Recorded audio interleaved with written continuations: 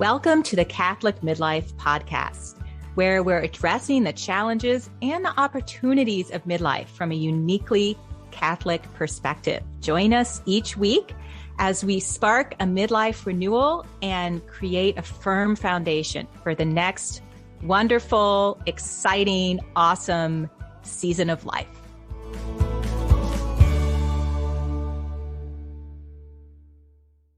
Hello and welcome to the Catholic Midlife Podcast. It's great to be here with you. I'm Curtis. I'm here with my fellow host, Karen.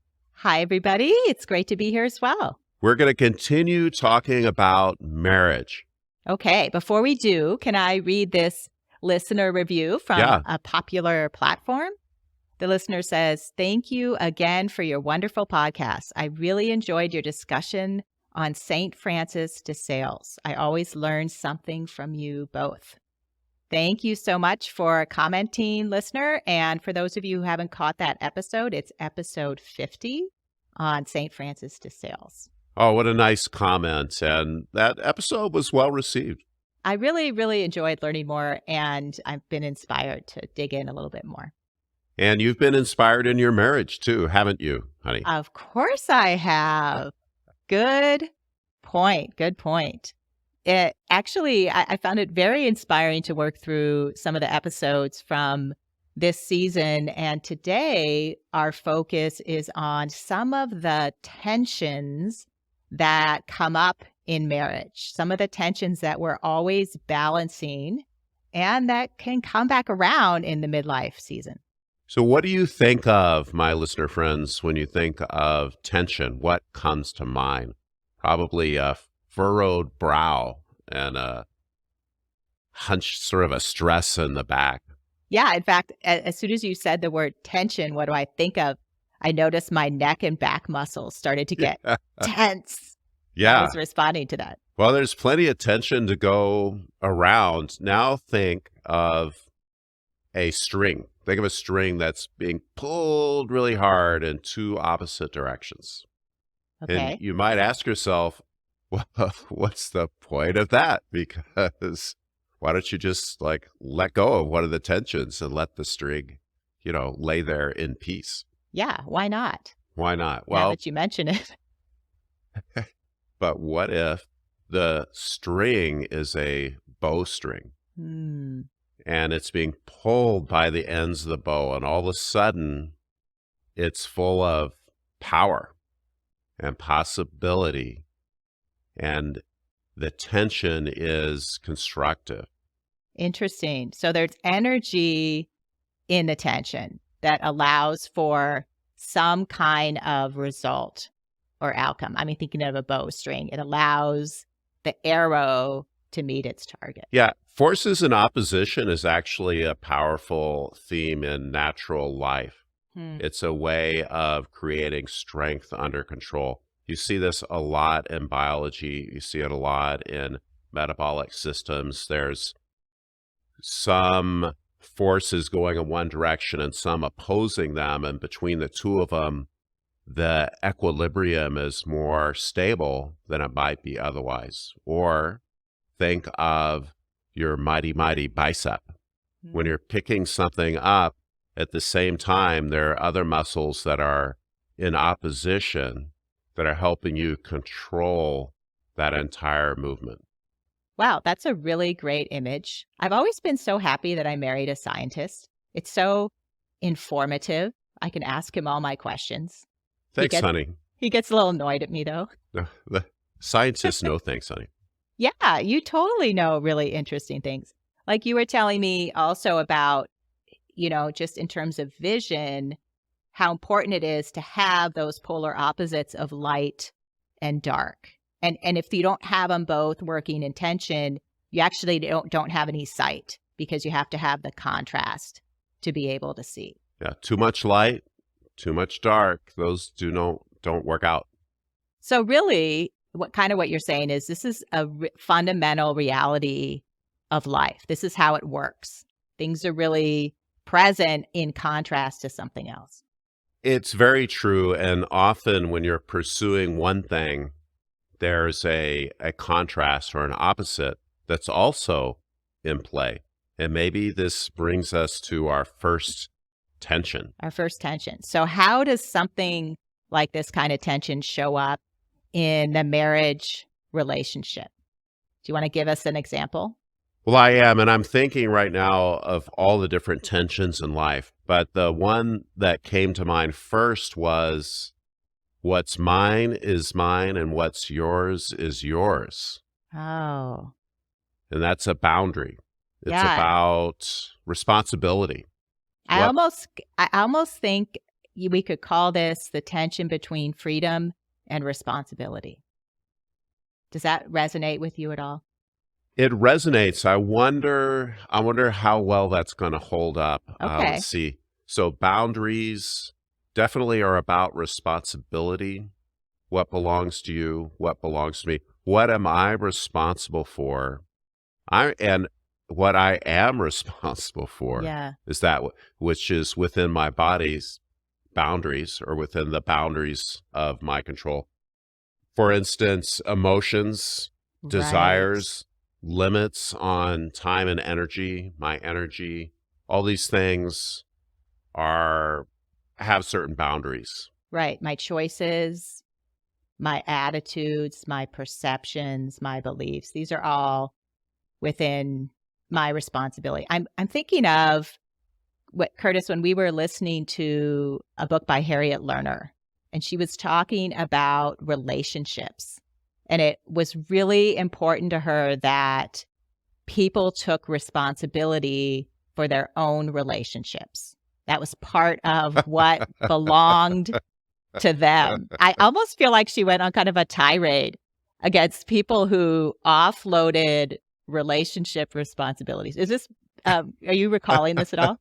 Yeah, I remember this very well because she said, well, for instance, a man that lets his wife or makes his wife remember his mother's birthday, Oh, yeah, send that's her right. cards and send her presents, at which point I started kind of hunching my shoulders, Looking very sheepish. looking sheepish. I do remember it had a big impact on you to realize that this is a responsibility you weren't owning for Yeah, well, yourself. that's my mom, and of course I love her and everything else, but the responsibility of timely getting her a card or something, this became your problem in my mind. Yeah, That was really disordered. That relationship, I have a relationship with her, and taking care of that kind of detail, that's really up to me. sure. And I remember actually it influenced you so much that instead of me coming to you saying, "Hey, we need to call your parents," I would come to you and say, "Oh, we haven't spoken to your parents in a while." And you'd say, "Oh, no, I just talked to them," because you started just calling them on your own without being prompted by me. It was a very interesting dynamic shift, and it was very positive because you were owning that relationship. But also I was like, "Oh, you called them without me? I guess I need to go back and take my own responsibility versus taking on your responsibility." Well, it's one of these dynamics in marriage where sometimes we outsource everything in one category to our partner, Right. and we let our partner take care of all of that, whatever that is. Mhm. Like all that emotional stuff, all that relational stuff. Oh, that's what God made women for, right? We men, we could be stoic. We don't have to deal with that. Well, you kind of do see this. I was noticing when, maybe one partner is a worrier and they worry all the time. The other partner can tend to check out like, well, I don't have to do the worry part because somebody else is taking care of that. Yeah, absolutely. So if you're obsessing over Junior's college applications situation, then certainly I don't have to worry about it. Exactly. Now, Exactly. that was not you. We were not obsessors over college applications. Sure. However, If one person did, the other person could kind of yeah, check out. or even in more generally, if I'm reaching for an example here. Oh, well, I have one that comes to mind, but I mean, a slightly different category. It's still what I own and what I'm responsible for, but another thing that I'm responsible for is my needs and my desires. Those belong to me. And really, I'm the one responsible for getting those met. I'm responsible for stewarding my resources. And I'm remembering this story your mom used to tell about these ladies, and they would get together for each other's birthdays, and they were gathering for a birthday, and one of the gals said, I'm just so disappointed nobody ever remembers my birthday. And one of the other ladies said, well, that's your fault. I start reminding people about a week before that my birthday is coming and I have some expectations, and you need to get what you want and be responsible for that. And it just cracks me up. And it's really true that articulating our needs and desires and getting them met, that belongs to us. Other people can't make us happy. It's really true. And we need to be people that others can make happy, if that makes sense. Yeah, that's a good way of putting it. Yeah. So this is a tension, right? Where do I end and you begin? And we have patterns in these areas of balance that we've been adopting for years and years in our marriages. And midlife is just a time when the tensions start to reappear and we start to rebalance them and look at what really is in my sphere of responsibility. What am I taking on, perhaps it's not mine? And maybe what am I offloading that it would be important for me to start taking some responsibility for? Good boundaries serve love, Karen. They help us to respect and honor and love each other well. Yeah, that's really true. Sometimes we can think of them as negative, and yet they're extremely positive and healthy for, as you said, respect, autonomy, freedom, and allowing us to truly love one another. I feel like another tension we've come across, and I remember this was speaking to you a lot, Curtis, was the tension between independence and intimacy in the relationship.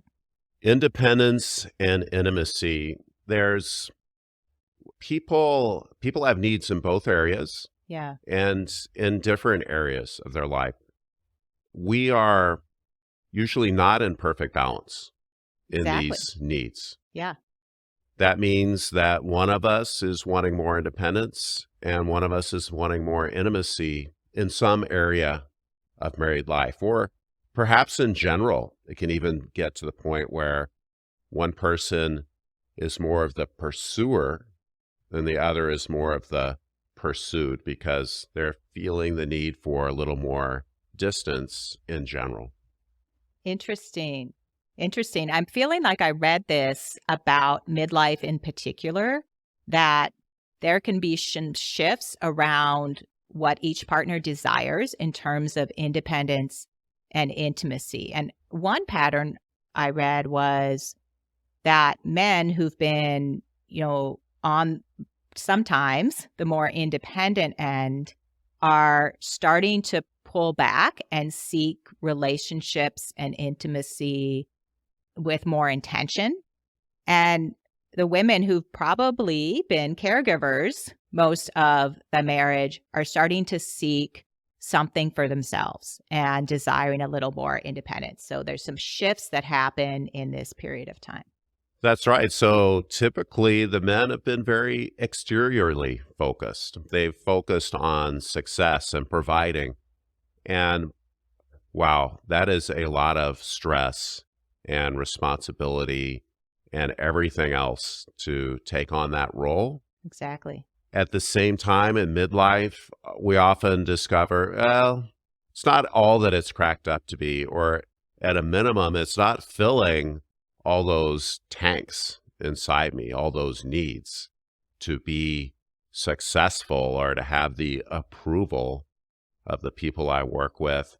And we're starting to look around and say, oh, well, how about this marriage? We could do more here. Mm, And I could do more. And there's a natural movement to right. focus more interiorly. But as you pointed out, for the ladies, regardless of their work outside the house or not, they've been the primary caregivers almost always. And they've been very interiorly focused in terms of the family. Now it's natural for them to have some movement outwards Exactly. into the outside world and to see, well, what is it that I can do now? Who can I be now? What is my new role here? Yes. And I think, Curtis, part of what we just want to do for the listeners is to let you know, guys, that this is totally normal to have some of these tensions be shifting around this period of time, and that we might need to pay attention to them and just kind of redraw the balance and rediscover a new kind of balance between independence and intimacy. That's really a win-win for everybody. I remember some years ago, there was a lady who her kids were not out of the house, but they were moving along, and she was determined to go back into the workforce. And I spoke with her, and I mean, it seemed great. I was happy for her, but I didn't understand it at all. I thought, man, why does she want to go back to work? I'm trying to get out of work. From your perspective, you're like, Yeah. what are And you thinking? now, wow, think of all the cool things you could be doing. Right. I, and I did not understand it, but now that I see what she's doing and all the impact that she's having, I'm like, oh, I see this now, Mm. and it makes sense. And perhaps one point to get out of all that, Karen, is that it can be hard for us to understand each other. Like, why? Why do you want that? So even in our partnership, is that what you're saying? It Yeah, can be hard to look at our spouse and to understand their needs and desires. And that's where we need a lot of empathy and listening to really get our heads around what's going on for our partner, because they have a different perspective, a different approach to the world than we do, and it's really important to validate and understand that. I think most of us have some grasp with intimacy and why it's important. I mean, Mhm. we all want to have intimacy. We want to be able to share our sensitive thoughts and emotions. We want to be comfortable doing that. Ideally, we're not under tons of pressure to make it happen or to satisfy whatever it is. It's somehow it just happens naturally and organically with this idea of intimacy. It's an attractive idea. Independence, on the other hand, we're a little leery of that. Mm. We start to wonder, oh, is that about being self-centered? Is that about taking off and doing something that's selfish? But think about think about this principle, Karen. A lack of freedom limits love. Do you believe that? A lack of freedom limits love. Yes, I believe that. If you want me to come up with a quick, good example, I'm not sure that I can, but I do believe that. Well, you can imagine being under a ton of pressure in a relationship to do this, do that, to do all these things to so that I can feel loved or whatever. And that's really hard when I'm limiting your freedom. I'm being very demanding and sort of forcing you into these roles. And that's limiting the way you can show love in some regards. Yes, that makes sense. And I think this kind of gets even back around to that first tension around boundaries, that if one person is taking all the responsibility for the intimacy, then that limits the other person for doing their part and stepping into their role and responsibility. That's great. That's right. They have to show some responsibility for creating intimacy. Hmm. So really both of these, independence and intimacy, are the responsibility of both partners. That's right, the responsibility of both parties. And another category like that, or another tension, is the pursuer distancer dynamic that we mentioned earlier. It's simply a dynamic that both parties are responsible for pursuing each other, and both are responsible for creating the space that they need to have a healthy and thriving relationship. And Karen, I think understanding that that's a normal dynamic, Right. that's been very helpful to me to understand that, oh, okay, I'm not necessarily doing something wrong. And my partner, that would be you, honey, That would be me. isn't necessarily doing something wrong. She's got her own comfort level in this area, and that's kind of how it is. And I can work with that, and I can work to change the gap. But it's just a situation that part of it is on me to simply be comfortable with your boundaries in that area. Yeah.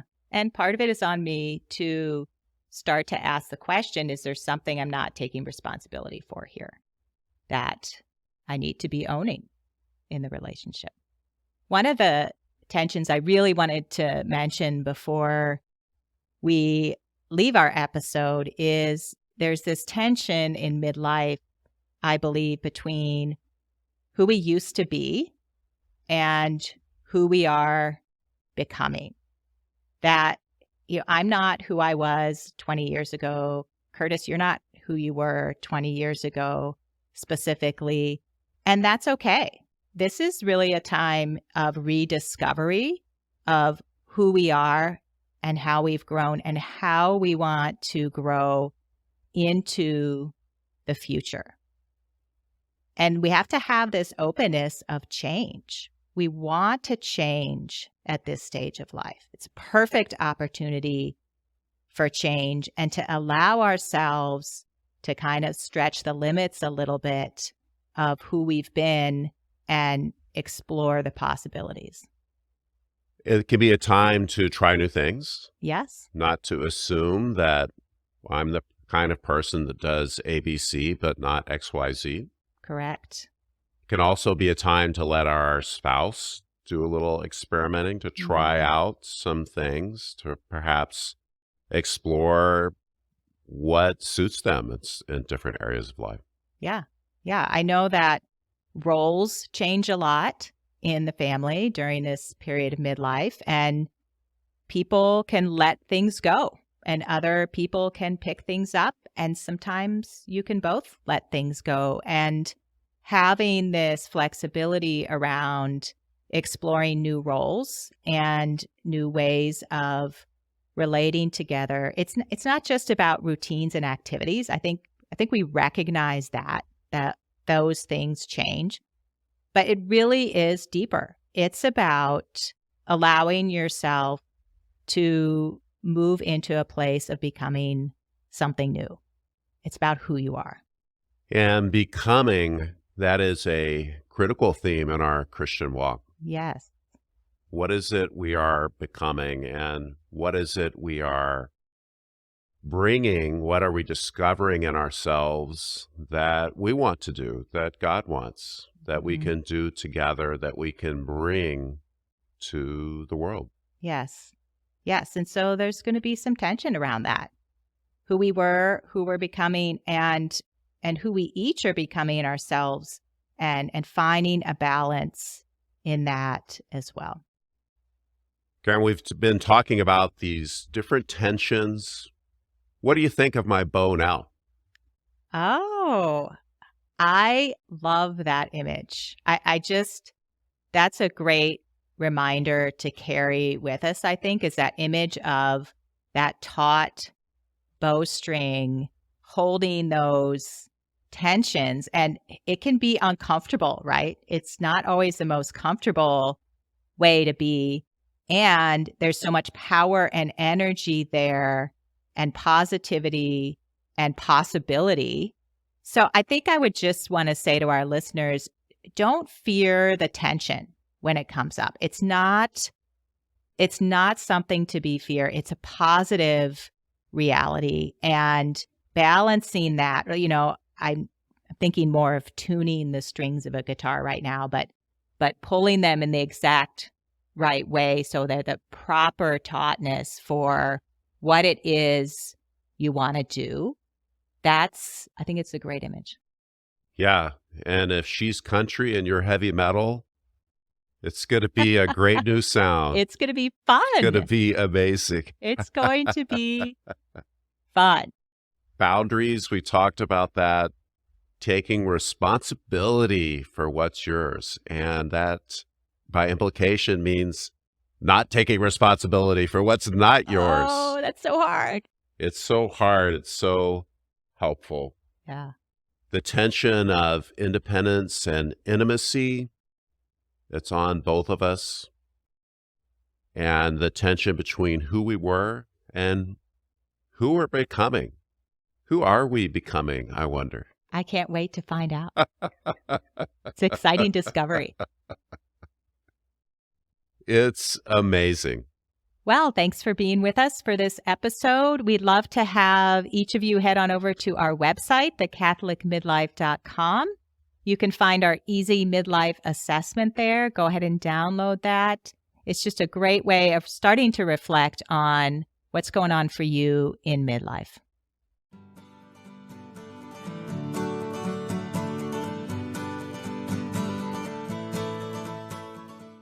Thank you so much for listening to the Catholic Midlife Podcast. It's great to be here with you. Be sure to subscribe on your favorite app or platform. Leave a review that's so helpful so that others like you can find the podcast. And be sure to tell your friends. We'll see you next week.